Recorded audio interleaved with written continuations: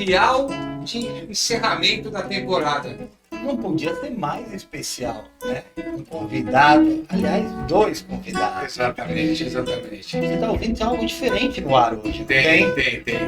Hoje talvez uma das maiores expressões que a gente usa no nosso trabalho. É verdade. Dentro do lúdico, trazendo música, trazendo arte, trazendo valores e trazendo uma história de vida incrível. Esse cara aqui, para nós, sendo acompanhado, como eu chamo maestro, mas o nosso querido Paulinho Costa!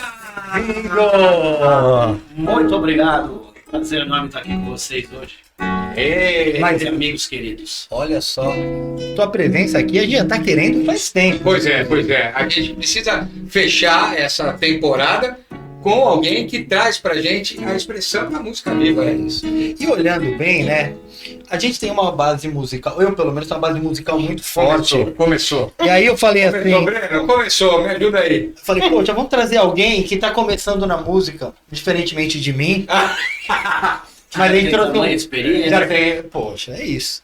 Mas a gente trouxe alguém que também admiramos muito na música, que é o Breno Grilo, que vocês já conhecem. Se não conhecem, volte alguns episódios atrás. Bem-vindo, Brenão! Obrigado. É sempre uma honra estar aqui com 3 mestres que eu tenho nessa vida. Que legal. Eu não sei o que vai acontecer aqui. A história é a seguinte, a gente precisa homenagear o Paulinho, porque eu acho que essa é uma... Já era sem tempo. Já fazia tempo que a gente precisava trazer isso, porque você tem trazido para a Uno, além da música, a composição, a poesia, a melodia, e juntado tudo isso, né? E é uma jornada que a gente vem cada vez ficando mais próximo, entendendo um pouco mais da tua história, que é uma história bacana que a gente quer contar aqui. Fala um pouquinho como é que começa esse menino lá no interior de Minas. Lá em Madim. Paulinho, mas tu não vai fugir da primeira pergunta daqui. Eita. A primeira pergunta, antes da gente contar a história, que a gente conhece algumas publicáveis e outras não publicáveis. As que a gente conta na viagem não pode contar aqui. Vai aparecer ali. Vou até tomar uma água. Cabral tem uma GoPro. Abraço, Cabral! Nosso querido. Viu o Cabral agora? Pô. Muito bem. Sabe que a primeira pergunta aqui do dia é: o negócio é o seguinte, quem é Paulo Costa? Uau. Já assim de cara? Cara. Bom, segundo meus alunos, a frase, segundo meus alunos, não sou eu que estou falando. Paulo Costa é a voz que o povo gosta. Começa daí. Mas brincadeiras à parte, difícil, né, a gente se definir. Mas acima de tudo, um amante da música, um amante dos meus amigos, inveterado. E acho que o principal mesmo de quem é o Paulo Costa é o pai da Ana. Eu acho que esse é o ponto principal. Acho que eu nasci para fazer isso. Desde criança eu sempre quis ser pai, é um sonho. É estranho falar desde criança, né? Mas é verdade. Eu via meus priminhos pequenos, amiguinhos do prédio, porque toda criancinha que nascia eu ficava fascinado. Sempre fiquei fascinado na infância, achava uma coisa muito linda, né? O aprendizado, tudo. Treinei com a minha sobrinha, com meu sobrinho, né? A gente fazia muito desenho, brincadeira, e finalmente depois veio a Ana. Eu acho que o principal é esse ponto, o pai da Ana. Mas profissionalmente falando, um amante da música e que, sem dúvida alguma, muito feliz e orgulhoso, modéstia à parte, de tudo que eu consigo fazer e trabalhar só com música, que é um desafio muito difícil, principalmente aqui no país que a gente vive. Mas graças a Deus e muito trabalho e muitas parcerias eu consigo. Acho que é mais ou menos isso. E é uma definição maravilhosa, porque a gente criou uma pós-graduação em educação lúdica quando a gente começa o universo. Talvez, se eu te conhecesse, eu diria que um educador lúdico é como você é. E estou falando isso porque você tem um aluno aí do lado que foi teu pupilo. Sim. E que viveu isso, Breno. E aí, como é o Paulinho, como professor, como mestre? Cara, eu costumo brincar que o Paulinho conseguiu extrair o melhor de mim com um aluno não muito esforçado, no sentido de estudar pentatônica. Obrigado, mas no sentido de ele notava isso e ele falava, e consigo motivar ele dessa forma. Então ele conseguia notar no aluno o que ele precisava. Então, acho que se eu fizer dessa forma vai render melhor a aula. E aí foi o que me manteve 10 anos com ele no curso. E é uma tática, só complementando, Breno, que eu sempre faço de cabeça pensada mesmo. Quando as pessoas me procuram e perguntam qual é o seu método, né? Porque é muito normal perguntar qual é o método. Claro. Eu digo, o meu método é fazer você aprender. Que legal. Independentemente de como. O objetivo é esse. Você vai aprender. A pessoa já abre um sorriso. E vem muitas vezes aquelas histórias antigas. Ah, porque eu fiz aula não sei onde, não sei com quem, e eu não gostava da metodologia, porque... só um exemplo. Eu queria aprender o Parabéns para Você e me ensinavam o Cai Cai Balão. Modo de falar. Sim. Né? Se o cara quer aprender a tocar a música brasileira, não adianta você querer colocar um rock internacional, ele vai querer aprender aquilo. Por isso, em resumo, eu sempre falo, o meu método é fazer você aprender, independentemente do estilo. E continuando na linha do tempo, que você não vai fugir, acho que ele não trouxe tudo aí do que a gente quer saber. Quando que a música entra na tua vida e quando ser professor de música entra na tua vida? Você está falando de método, mas a gente sabe que isso não é da noite pro dia, tem uma história. Conta um pouquinho. Quando começou, o Zé falou lá de Brumadinho, já fugiu de Minas. Volta lá para Minas, que eu sei que você ama aquela terra. Eu amo demais, não, vamos voltar. Na verdade, eu sou de Santos, nasci aqui. Corintiano. Não. Sou de Santos, torço para o Santos. E não tenho nada contra o Corinthians, o que é atípico, inclusive, para os santistas. Mas isso é outra história, né? E assim, eu também costumo dizer, quando me perguntam como é que você escolheu essa vida, né? Eu não escolhi nada, eu fui escolhido. O negócio aconteceu naturalmente, né? Isso foi muito bonito também. Né? Eu queria ser jogador de Santos, né? Já que falamos disso. Quando eu mudei para Belo Horizonte, eu tinha 8 anos. Nós vivemos lá, minha família viveu lá 2 anos apenas, 86 e 87, mas parece que foi uma eternidade, né? Até porque na infância, 2 anos de uma pessoa que tem 8, né? É muita coisa. É muita coisa. É um quarto da vida, né? Dos 8 aos 10, um quinto da minha vida daquela época, eu vivi lá. Então era muita coisa. E eu costumava descer para jogar bola no prédio, como todos os meninos fazem, né, Breno? Você deve ter feito muito também. Acho que joga bola não muito, criado com a avó. Jogo bola, jogo. No prédio Não era muito, não. Dava um trabalho danado, né? Pegava cada pele do dedão, rapaz, tentava o chão da garagem, né? Mas toda vez nesses momentos aí, tinha um amigo que descia para jogar também, mas vez ou outra, ele não era muito de bola, ele descia com um violão e ficava num cantinho à parte, tocando lá na garagem. A gente jogando bola, eu ficava olhando, aquilo começou a me chamar mais atenção do que o próprio jogo em si. Por isso que eu falo que foi escolhido. Que legal. Foi muito natural. E são 2 expressões do lúdico aqui, trazendo agora, né, que estavam ali na tua frente, né? O jogo e a música, sim. E que vai te mantendo, de uma certa forma, com o olhar fixado. E aí, dividindo a tua atenção e você vai mais pra música, né? Exatamente. Nesse momento começou a me chamar mais atenção a música. O menino ficava tocando sozinho. Esse menino é o Ângelo, um amigão meu, lá de Madinho. Eu falo, na verdade, a cidade chama-se Brumadinho, mas com o sotaque característico é Madinho. Que sofreu, né, aquela tragédia horrorosa. Terrível. Infelizmente ficou mais famosa até por isso, né? Nos últimos tempos. Mas é uma cidade maravilhosa, pequenininha. Quer dizer, não sei hoje em dia que tamanho tá, faz muitos anos que eu não vou lá. Mas era uma cidade pequena da região metropolitana ali de Belo Horizonte. E no final das contas, quando eu fui reparar, eu já estava indo mais ficar junto com o menino do violão do que pro jogo. Né? E aí começou aquela coisa de, pô, como é que faz isso aí?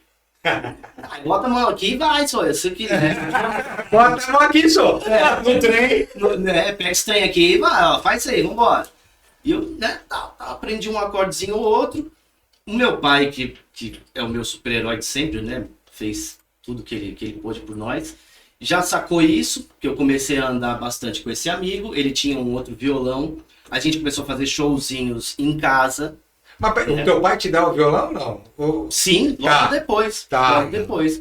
Ele percebeu esse contato, a gente começou a fazer showzinho em casa. Meu pai viajava a semana inteira a trabalho, né? E vinha só no final de semana. Aí um belo dia, no final de semana lá, eu e esse amiguinho começamos a fazer showzinho em casa, assim. Uai, que é isso, né? Foi lá e comprou o violão. Não era meu aniversário, não era Natal, não era nada. Simplesmente ele sacou aquilo e me deu de presente. E até no final da vida dele, eu sempre dizia, né? Você me deu a coisa que eu mais precisei. Que foi o violão, né? Tipo, não precisou muito além disso. E aí, no fim das contas, comecei a aprender com esse amigo, assim, alguns toques. E quando ganhei o violão, para minha surpresa, o meu avô, que morava com a gente, avô materno, já tocava algumas coisas. E você nem não sabia. Não sabia. Aí ele contava a história dele, que quando mais jovem, né? Que eu fui boêmio, aqueles papos, né? Antigos, que eu gostava de uma serenata, mas pra mim era só história. Até que o violão chegou em casa e ele tocou mesmo, ele tocava mesmo. E foi aí que eu também aprendi outras coisas.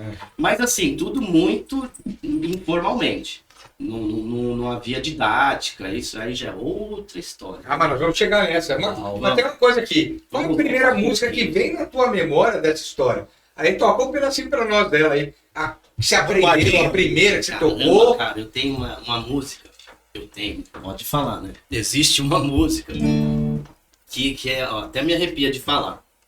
De lembrar de Brumadinho, e vem na cabeça uma música chamada Noite Sem Luar, que é do Godofredo Guedes. Godofredo Guedes era um artista plástico, músico, violonista, compositor e pai do Beto Guedes. Cara, nem imaginava isso. O pai do Beto Guedes era compositor e artista e várias coisas. E aí no disco Contos da Lua Vaga, de 1981, o Beto Guedes gravou essa música, Noite Sem Luar. Mas isso eu fiquei sabendo depois, quando eu peguei o disco na mão, né? Eu aprendi essa música na rodinha, assim, de Brumadinho lá na fogueira com os amigos. E o Ângelo, esse amigo que me ensinou, tocava muito. Eu vou tocar um trechinho pra vocês verem. É difícil não emocionar, porque é bonita demais. Mas é pra isso mesmo. É linda, assim, ó.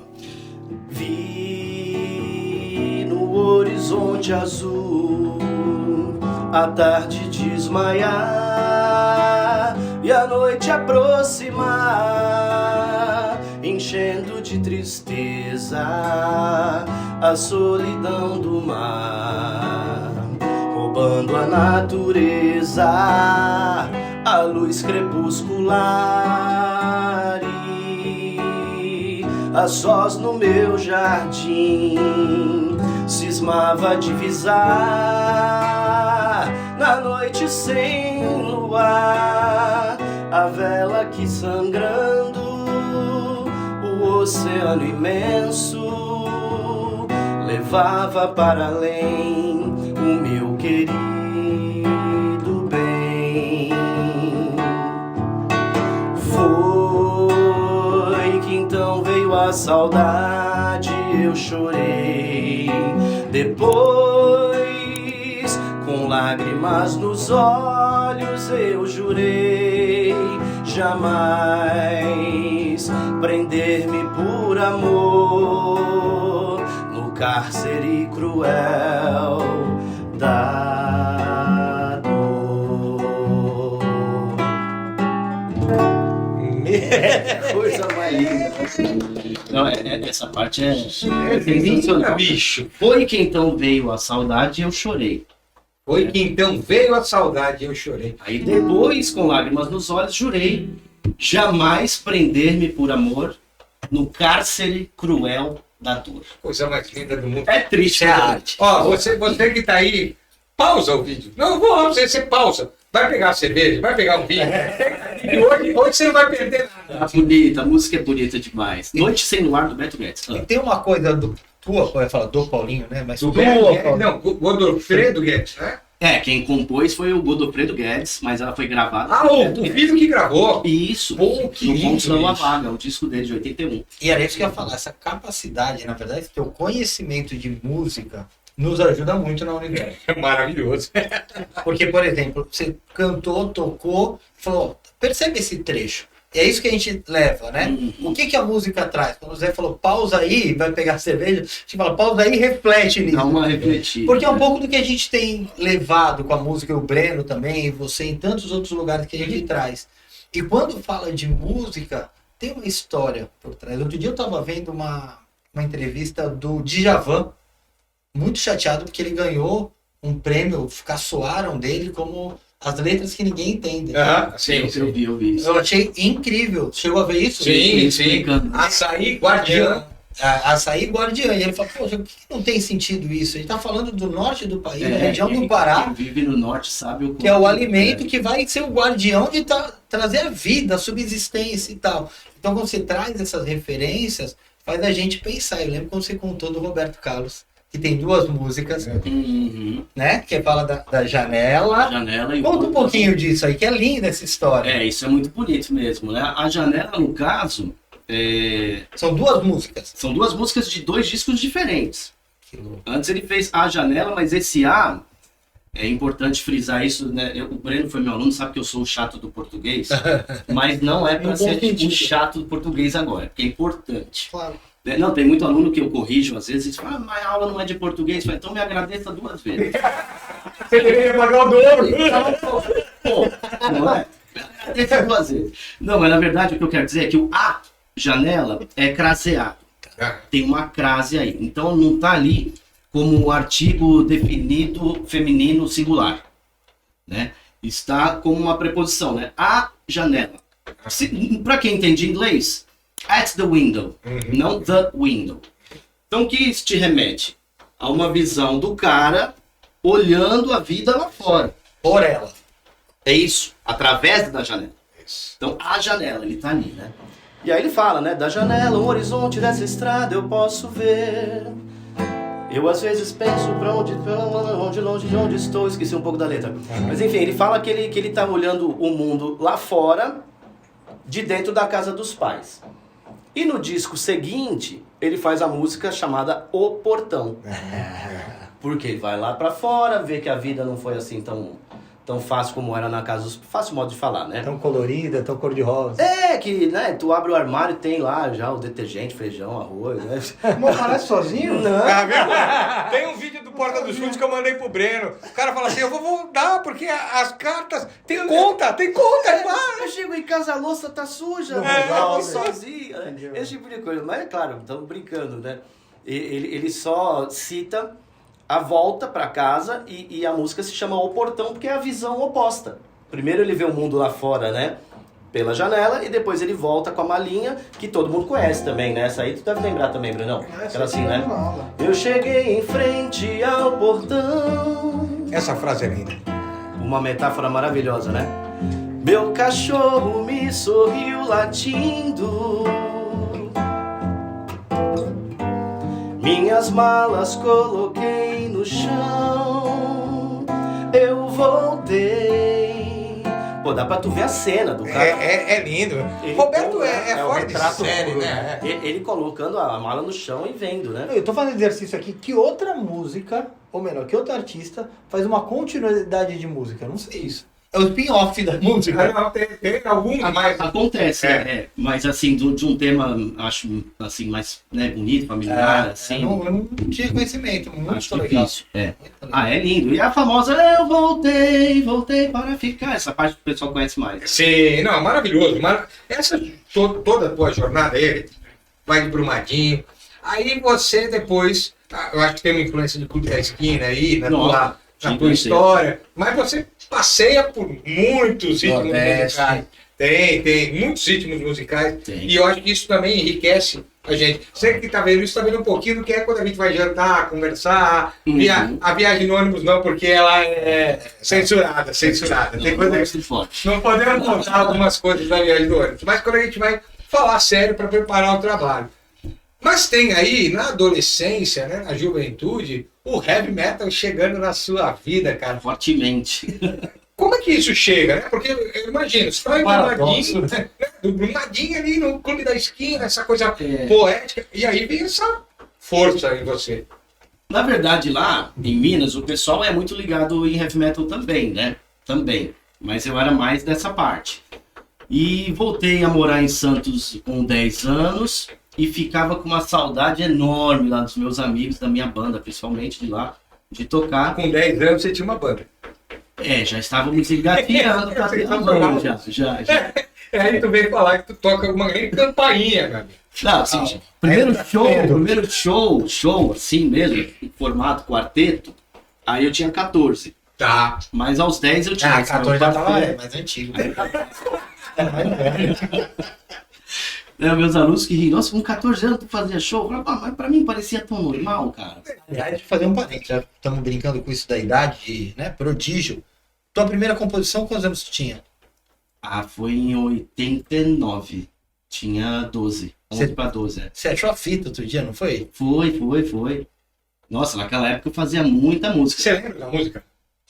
De alguma delas? Dá uma palhinha então, dessa aí. Rapaz. Ó, agora eu te peguei. Hoje, em homenagem ao Faustão, né? Era um menino de 12 anos falando, né? Que é maravilhoso. É isso. É isso que nós estamos fazendo. Aqui ele fala de evolução, desenvolvimento, É mostra isso mesmo. na arte. Vamos lembrar.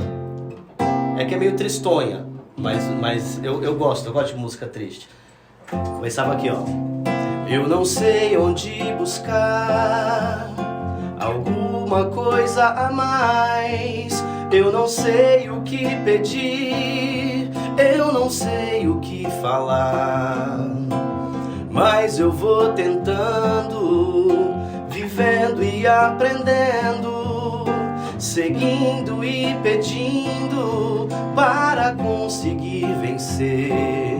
Tão diferente dos demais, bem simples e capaz de viver sem rancor. De que me serve uma vida amontoada se não me restar mais nada a não ser chorar de dor? Mais ou menos. Se com 12 anos era isso que vinha de dentro, agora com 46 é o quê? Não entrega a minha idade assim. Já contou pra todo mundo aí. Não, tá no caractere, não umidade. Quando te apresentou, aparece, é umidade. CPF. Nascido em 70. 12 anos de idade fazendo essas coisas. Amontoada, olha que coisa incrível. Que dá uma conotação de atribulada, né? O que adianta ter uma vida amontoada de coisas se não me restar mais nada a não ser chorar de dor? E na verdade essa dor aí era verdadeira, porque era a minha vontade de voltar para BH. Mas vamos pular pro heavy metal. Vamos pro heavy metal. Não dá tempo, né? Não, hoje a gente vai gravar aqui, o Matheus vai ficar com a gente. Ele tá adorando. Hoje ele tá brilhando cada música aqui. Que bom. Então, aí eu tava com uns 12 anos, já vivendo em Santos de novo, mas que eu te falei, lá em BH eles têm costume de ouvir metal também. Tem o meu irmão mais velho, Jorge, que ele é eclético, bastante, mas ele também ouvia heavy metal. Né? Então, um abraço pro Jorge. Beijão pro meu irmão. Aí eu comecei a escutar um pouco por causa dele, mas lá pelos 12 tem aquela coisa, aquele fascínio da guitarra, né, cara? Aí eu pensei, não, preciso ter uma guitarra e encaminhar um pouco mais pra isso. Aí comecei a ouvir muito Viper, que é uma banda nacional, que tá nativa de volta até hoje. Pra quem não é muito do heavy metal, mas deve ter ouvido falar, que é a banda do André Matos, né? Que infelizmente faleceu há pouco tempo, mas era um cara extraordinário. Tive até o prazer de conhecer ele quando era moleque. Foi um dos melhores dias da minha vida. Só perdeu pro dia que eu conheci o Fagner. É outra história. Essa vai. Aqui nada se compara o dia que a Ana nasceu. Mas tudo bem, segue o baile. Nada vai comparar. Mas eu comecei a tocar o metal lá pelos 12. Eu senti essa coisa de ter vontade de guitarra e tal. Comecei a ouvir Viper, Halloween, Iron Maiden, Black Sabbath, Dio, Deep Purple, entre outras bandas, né? E tudo que eu já sabia do violão me serviu para guitarra. Muita gente não sabe disso, né? Muita gente acha que são instrumentos completamente diferentes. E não são. Você sabia, Brenão? Já me contaram. Tu aprendeu com alguém, né? Um pouquinho mais ou menos aí que me contou. Tu já sabia bem. Não, mas existe essa mística mesmo. Às vezes a pessoa me procura. Você dá aula de violão? Dou. E de guitarra também? Dou. É diferente. Ou é a mesma coisa? Lógico que a finalidade é outra. Mas na teoria é exatamente a mesma, né? Os acordes são no mesmo lugar, os nomes das cordas são os mesmos. Então, quando tem essa notícia de que você já toca guitarra sem nunca ter pego uma na mão, é um baita de um adianto. Caramba, eu já toco guitarra, que legal, né? Eu soube, nem me lembro como, que era a mesma coisa, mas lá nos idos de 88, por aí. Aí fui ter a primeira guitarra e comecei a compor algumas coisinhas do heavy metal, né? E nessa fase aí dos 12, posso dizer até uns 26 anos assim, eu fui muito mais Heavy metal. Metaleiro do que qualquer outra coisa, Tanto que como na sequência acabei lançando CD com música autoral, essa coisa toda aí, né? Fala um pouquinho da banda. Mas A história. coisa toda vocês já sabem, mas o programa... Assim, É eu importante. quero ver se guitarra é igual violão mesmo. Que eu quero ver se vai rolar um punch aqui. Ele não consegue. Pra quem não sabe, a banda chama Punch, né? Isso, essa foi a segunda banda. Ah, né? é segunda? Antes mesmo, aí já com 14, né? Eu montei uma banda chamada Savage Power, que, né, quem não sabe, o heavy metal tem que ser... não é que tem que, né? Mas normalmente é em inglês. O nome da banda era Savage, apenas. Eu achei o nome bonito, vou confessar, eu roubei o nome de uma música do Halloween, que é um negócio muito comum, quando você vai pegar um nome da tua banda, né? Que nome que eu vou dar pra minha banda? Aí tu pensa em nomes de músicas de banda que tu gosta. Isso é normal, né? É um procedimento comum. Só que eu fui ver algum tempo depois, naquela época não existia internet, né? Então demorou para eu saber. Estava eu na loja do Pepinho Macia, filho do Pepe, vendo lá os discos usados, apareceu uma banda, sei lá de onde, Savage. Aí meu mundo, nossa, não, já lancei até fita dentro. Já existe um Savage. Putz, que coisa. Aí virou Savage Power, que era o nome de uma música da banda. Né, uma das músicas lá que eu fiz, as músicas eram todas minhas também, já nessa época. Mas não que eu fosse, sou o dono da banda, tem que ser minha. É que os caras não faziam, alguém tinha que fazer. Tinha que compor. E as músicas afloravam, né? Vinham mesmo, assim, sentava, elas saíam. Tudo em inglês. Tudo em inglês, com letras otimistas. Esse ponto é legal, porque lá com meus 12, 13, até antes, né? Desde os 10, 11, eu fazia músicas tristonhas como essa, né? Mas nessa fase a minha vida deu uma mudada, porque eu conheci gente que tocava aqui em Santos também, comecei a ter o sonho de ter a banda de metal, então as letras eram felizes, alegres e, acima de tudo, com mensagens extremamente positivas. Foi aí que entrou o white metal na tua vida. Não. Essa é outra história. Piadas internas. Piadas internas, Não éramos uma banda de white metal, embora um amigo nosso da outra banda tivesse costume de dizer que era. A piada é essa, a piada é essa. Mas o Savage foi isso, a gente começou em 92, eu montei a banda, em 94 fizemos o primeiro show, ou seja, né, 2 aninhos ali, ó, ensaiando, compondo, fazendo, fizemos o primeiro show na escola, no Primo Ferreira, eu estudava lá no colegial, à noite. Isso mudou bastante, assim, a minha vida na escola, foi engraçado. A música mudava a minha vida em tudo que era lugar, né? Eu sou muito discreto, vocês me conhecem, assim, a gente brinca e tal, quando tá... Nossa, no íntimo.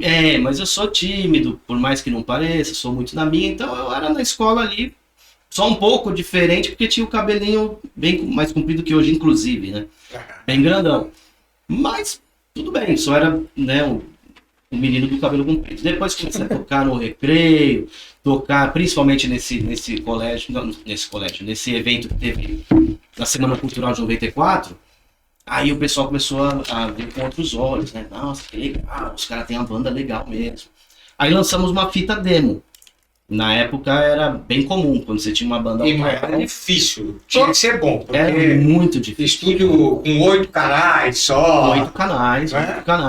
Era caríssimo. A gente tinha dificuldade financeira, também sempre, né, atrapalhou, mas até aí tudo bem. Pra quem não sabe, só fazer uma parte, Spotify não existia. Internet não tinha. Não existia cifra club pra você aprender a tocar. Tinha que esperar a revistinha, ou então você tinha que, como o Paulinho, ser bom pra caramba pra ouvir e tirar, né? Não era fácil.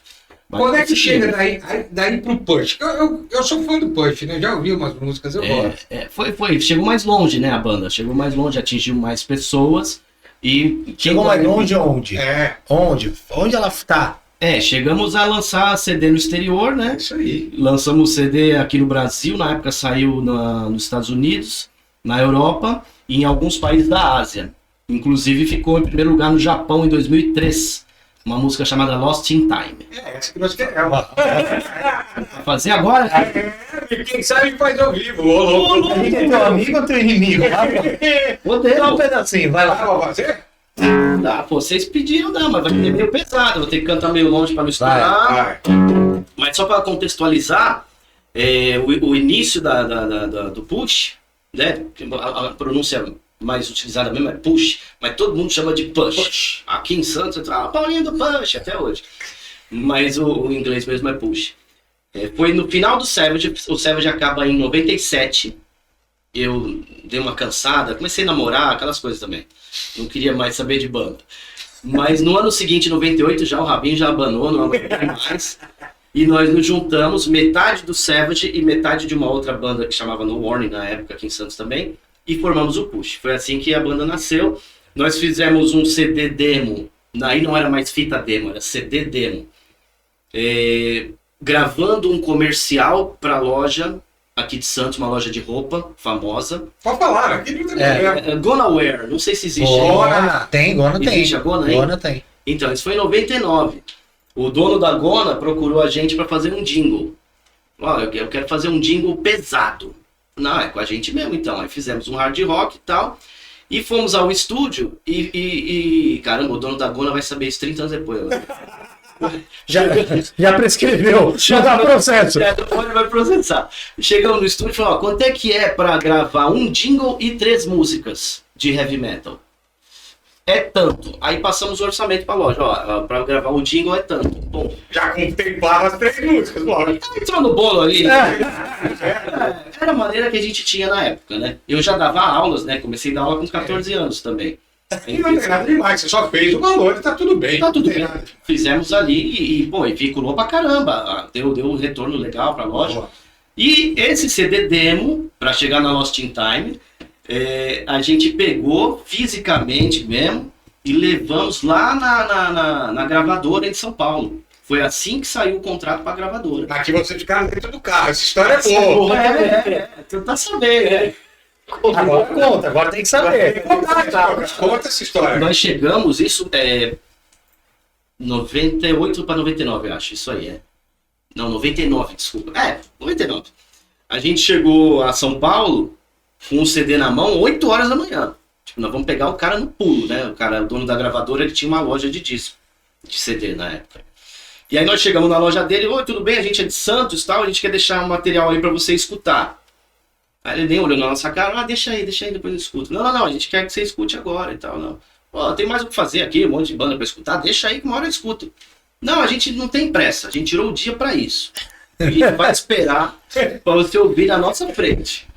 Aí o cara, beleza, aí ele deu canseira. Meu som tá quebrado aqui, a gente não vai conseguir escutar não, porque meu som quebrou. Não faz mal, vai ouvir com a gente lá no nosso carro lá, não tem problema. Toca CD no carro. Deu meio-dia, a gente desde as 8 da manhã.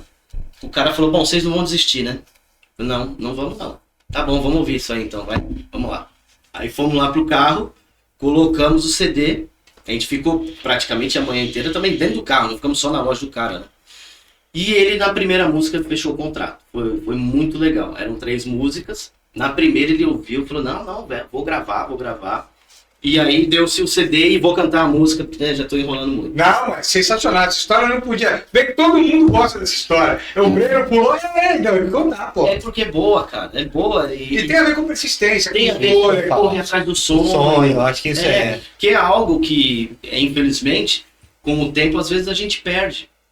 E é muito legal, só um parênteses, que muita gente vem aqui e conta trajetória profissional, de executivo, de liderança, e tem muito disso de dar com a cara na parede, de errar, ou de não ter a chance, e insistiu. Então não é só pro mundo dos negócios, o mundo corporativo. É pra gente como humano, vai passar por isso, é pra vida. Sim, e essa impetuosidade, às vezes, com o tempo, diminui, né? Claro. É difícil você se manter sempre assim, né? Mas a gente se nutria de alguma forma, os 4 elementos da banda, isso também funcionava bem. Uhum. Eu era bem morosinho, bem tranquilo, talvez eu nem fosse nesse dia, se não fosse os caras me... Que legal. Não, vamos lá, tipo assim, alguém que não compunha a música, mas tinha a impetuosidade. Que é o cara que te leva junto, não, vamos lá, vamos acreditar e tal. Mas Lost in Time é mais ou menos assim, ó. Só que eu vou cantar alto, hein? Manda ver. Não tem problema, manda. When your life is going wrong, you know you must be strong, but you cannot understand.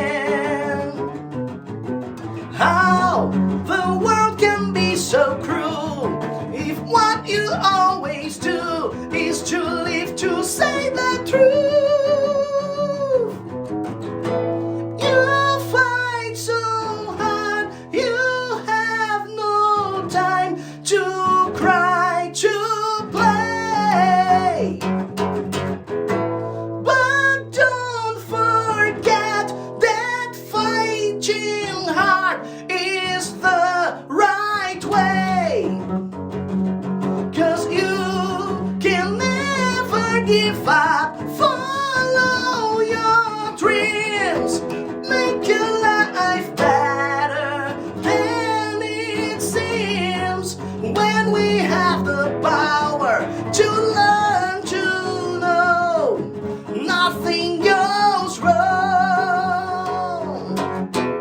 Mais ou menos. Eu achei que ia controlar o Luca, ele tava aqui assim.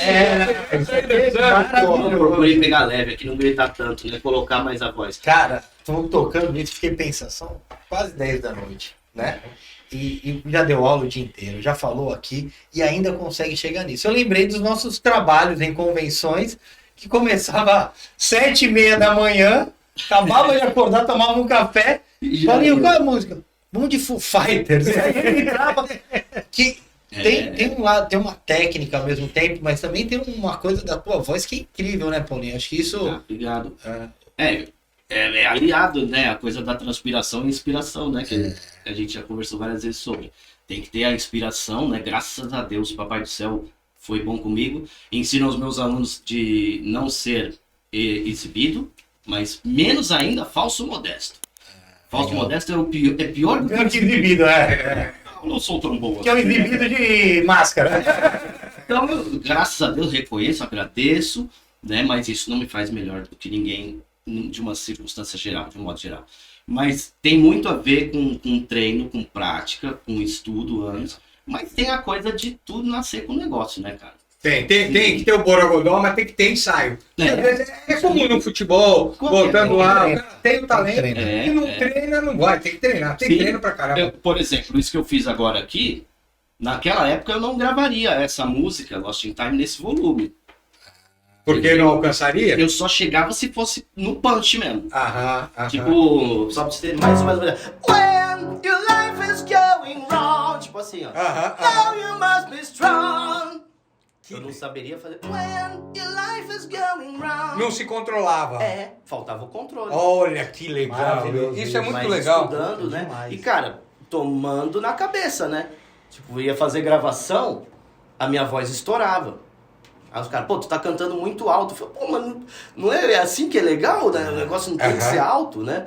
Teve vezes que eu gravar voz com 2 metros de distância do microfone. 2 metros. Normalmente você grava a 2 palmos, assim, 1 palmo. Realmente 2 metros. Literalmente, do outro lado. O alcance era forte demais. E dava pico. Ainda chegava, né? Com uns anos, falei, pô, preciso começar a controlar isso. É legal ter uma potência desde que ela seja administrável, né? Desde que você consiga controlar, né? Eu vou contar um segredo que ninguém sabe. Quando dá 30 minutos, o Matheus me avisa. Já deu há 10 minutos atrás. E eu ignorei o Matheus de propósito. Por que não? Porque vai ser um pouquinho mais. Especial. Hoje é especial, pode ser um pouquinho mais. E aí, pô, merece. Eu acho que é uma coisa muito bacana que você está fazendo. E eu ainda quero passar, porque a gente, né, foi falar de Clube da Esquina, veio pro Heavy Metal, mas ele deixou escapar. Eu imagino o que você vai dizer. Você falou de Ásia, Europa, mas Mucuripe. Exatamente. Mucuripe. Faltou o Ceará. E você conheceu o homem, o Fagner, que é uma das suas grandes referências musicais. Cara. Eu até ensino isso aos alunos. Toda hora eu cito meus alunos porque, né, é uma vida inteira, desde os 14 anos dando aula. É uma relação linda. Linda, de influência. E agora eu vou confessar, tá aqui porque veio te homenagear também, que fez questão de estar aqui. Hoje falou que quero estar lá, porque vai ser o Paulinho, quero estar junto. Obrigado, Breno. Não dá pra perder. E não é só música que ele te ensinou, fala a verdade. As conversas. Costumo brincar, tem aluno dele que fala que é psicólogo também. Aí ele tinha que falar, né? Pague dobrado.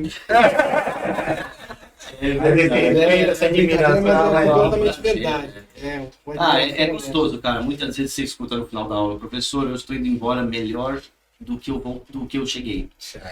Isso é muito legal, cara. Às vezes a pessoa chega moadinha por alguma coisa, eu não sento engessado e falo, vamos estudar.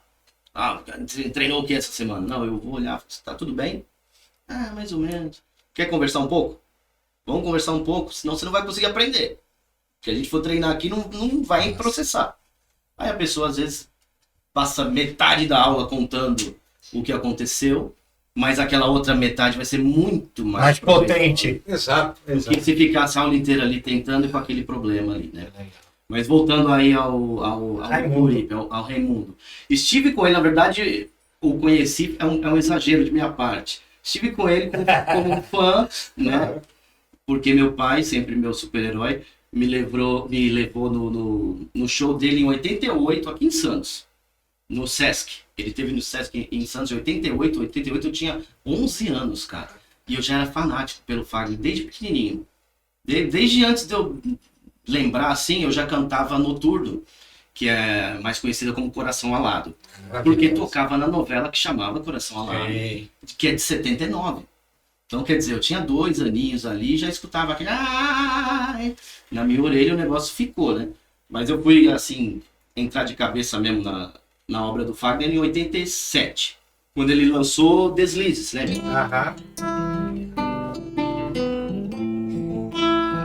Que é de Michael Sullivan e Paulo Massadas, inclusive. Não sabia. Sensacional. Uma música bem conhecida. E aí, em 88, fui ao show e meu pai, no final, eu levei, com a esperança de criança, levei um bloquinho e uma caneta. Autógrafo, que não era selfie, né? Não tinha isso. Autógrafo. Caso eu o veja, quem sabe, né? E meu pai falou no final, não, tu vai ver ele, tu vai pegar o autógrafo, fica tranquilo. Eu falei, como, pai? Como? Pô, tá comigo. Aí deu os pulos dele, não lembro direito, falou com um, falou com o outro, falava com segurança, não sei o que, lá, até que alguém falou, ó, só por causa do menino eu vou falar pro senhor, o Fagner vai sair por ali, ó. E ele me deu a saída de onde ele passaria.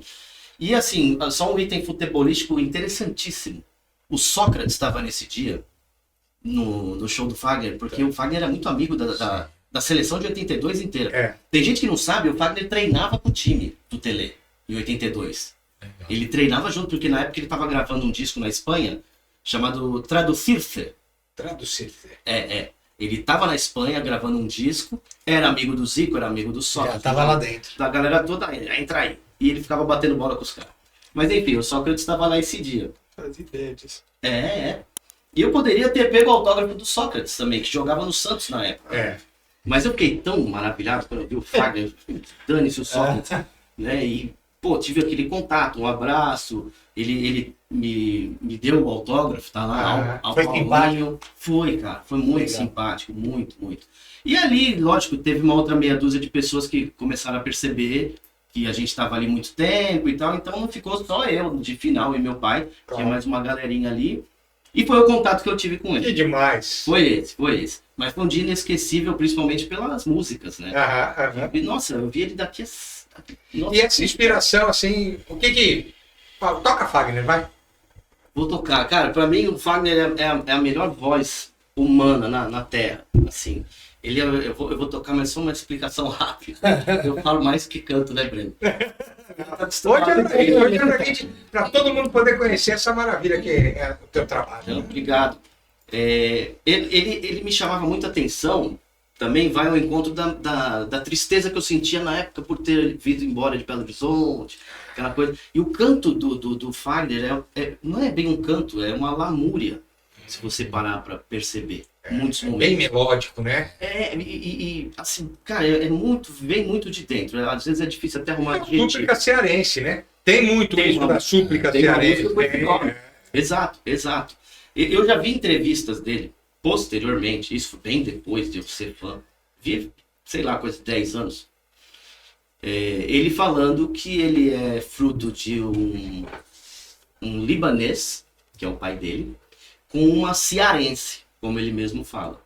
Então ele fala, esse meu jeito de cantar veio do meu pai meninando, com aqueles cânticos libaneses, que tem muito melisma. Sensacional isso. E ainda com o sotaque cearense misturado. Aí deu o quê? Deu Fagner. Não sabia disso, maravilhoso. Tem muita coisa boa. É assim, eu me seguro quando eu vou cantar alguma coisa dele, para não cantar como ele. Né? Que é algo que eu também falo aos meus alunos.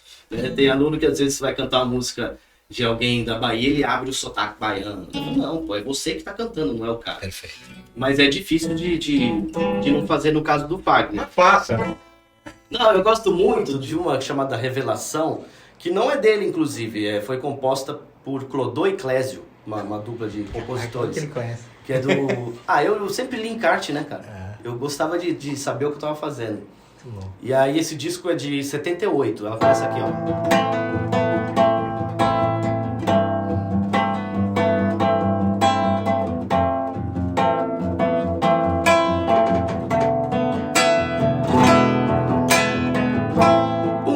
Vestido de saudade viva,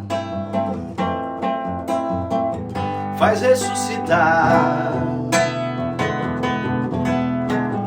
casas mal vividas, camas repartidas, faz se revelar.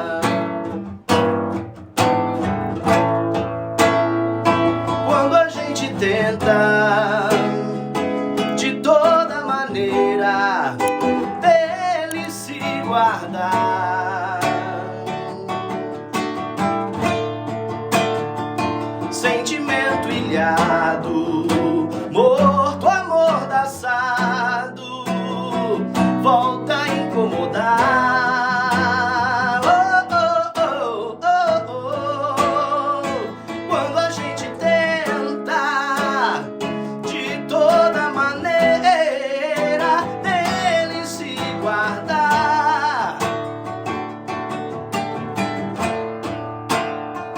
Sentimento ilhado, morto, amordaçado, volta a incomodar.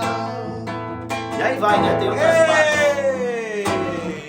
E eu me controlando aqui, agora essa música bate forte. Cara, aquele CD ao vivo dele, né? Que era duplo, na época que tinha CD. Sim, tem a música. Tem, lógico, tem. No disco tem o Robertinho do Recife. Na guitarra. Tocando a guitarra. Meu Deus do céu. Que é um fenômeno também, né? Um fenômeno, fantástico. Pra quem não lembrar do nome dele, vai lembrar dele no Yahoo. É o Robertinho do Recife. Sim. Mas o Robertinho fez muita coisa além do Yahoo. A gente tá estourado. Não, O que você quer? E eclético, né? Ver por onde me passa. Não, é demais, cara. A pergunta é sua aí, pra você fechar e depois aí a gente chama o Breno. Eu tava mais querendo era chamar o Breno. Mas a pergunta que eu quero te trazer pra gente fechar aí, Paulinho, tem que ser sintético.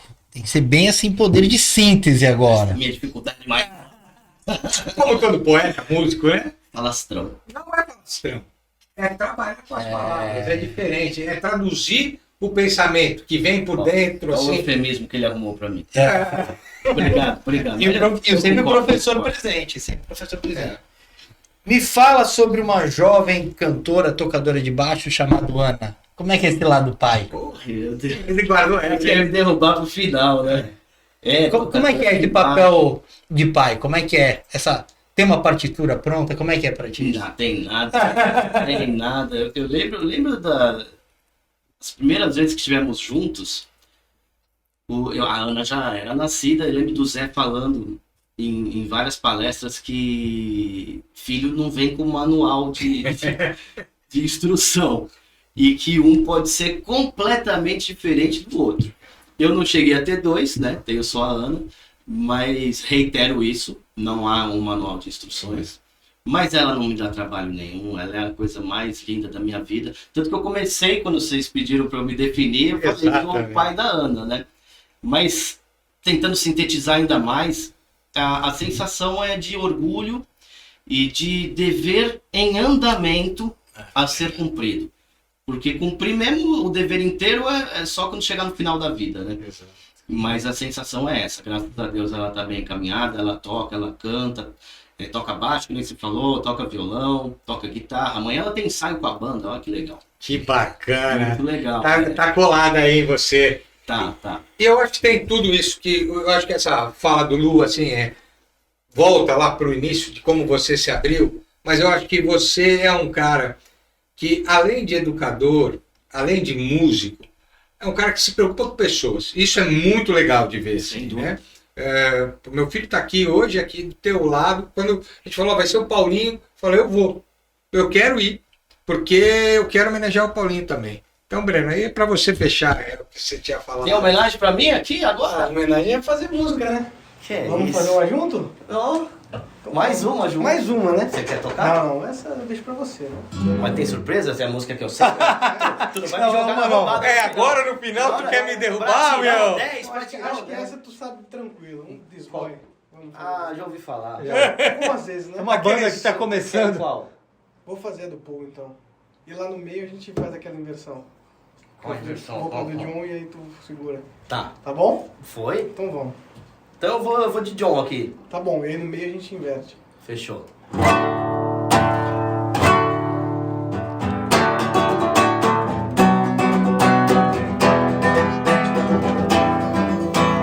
That boy took my love away, though he regretted someday. This boy wants you back again.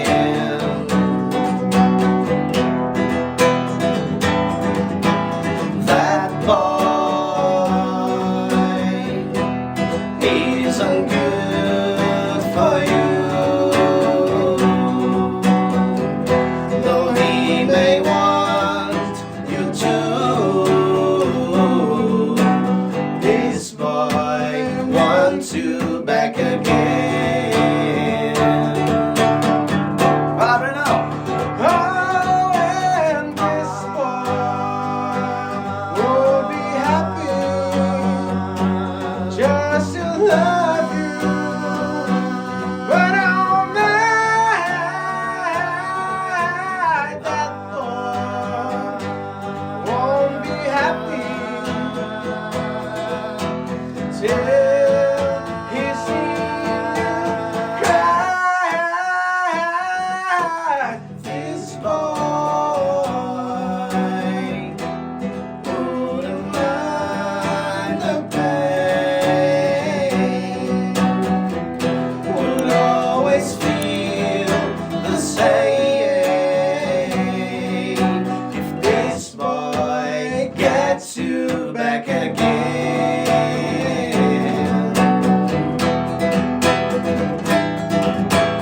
This boy,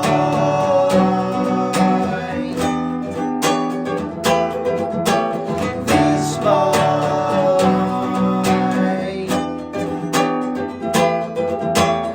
this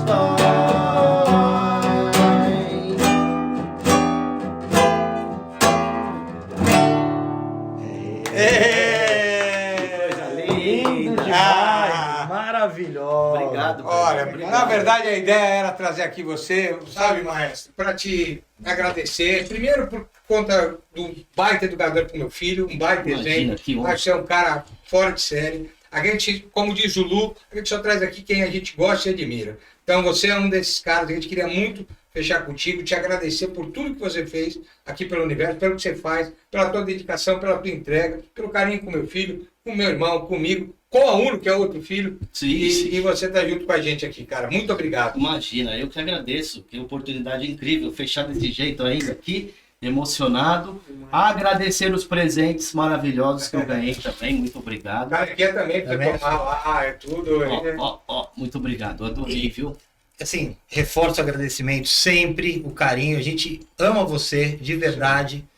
Tá com a gente na estrada, a gente sabe o quanto difícil é. E a gente, esse ano, nós três aqui, Vixe, o me Zé, ajudou um pouco. o Zé segurando em outras pontas e nós três aí, rodando o Brasil mesmo, né? De um lado para o outro. Sim, sim. E é muito legal estar do teu lado sempre pela tua energia. Eu acho que esse menino de Brumadinho vive Oh, sempre dentro de ti. obrigado. Pela inocência no melhor sentido da palavra, Sim, sim. pelo cuidado e carinho com os outros e por esse olhar sempre de querer ampliar e aprender. E eu fiz a pergunta da Ana porque tu é um pai que eu admiro demais, eu não digo isso para qualquer um. Obrigado. Ó, Obrigado. celebramos, hein? Fechamos Obrigado. com honra aqui. E é o seguinte, a gente precisa acabar com a música que você fez pra Uno e a gente vai acabar a segunda temporada. Curtiu a segunda Boa, temporada? Paulinho fez uma música pra Uno que a gente abre todos os trabalhos agora quando vai com a música. E é assim que a gente se despede de vocês. Obrigado por nos aturarem, gostarem de estar aqui com a gente. Vamos agradecer o pessoal da ME Digital, fez tudo aqui pra gente, Matheus, Taz, toda essa equipe que está sempre cuidando aqui da gente. Sem dúvida. A gente já se sente em casa aqui, vai inventando coisas que os meninos dão conta. Então, obrigado. Obrigado, Paulinho, mais uma vez estar aqui. Breno também suportou aqui como na minha ausência, super bem, tá? Cada vez mais evoluindo. A admiração também se estende a você sabe disso. Mano, mais uma junto, temporada 3, tá com vocês, vamos lá. Quem vocês querem ver aqui, escreve aí embaixo. Um beijo, bora de música. Vamos comigo, Brenão? Eu entro onde der. Papagaio. Olá, tudo bem? Seja bem-vindo ao nosso universo. Olá, tudo bem? Algumas coisas, no entanto, te peço que venha dizer o que tem pra falar, que nos comunique o que tem a somar e deixe aberto o seu coração. Olá, tudo bem? Mantenha ligado o botão do amor, seja receptivo onde e como for. Suas ideias são frutos que você pode colher, não as deixe adormecer. Tente demonstrar o que você tem de melhor. Então venha, junte-se a nós, vamos todos numa só voz. Como diz a canção, mais um é sempre mais que dois. Se desprenda do que passou e aprenda com o que está por vir. Somos feitos de corpo, de alma, pra saber sorrir. Nascemos com corpo, com alma e o poder de sorrir. Se desprenda do que já foi e venha ser feliz.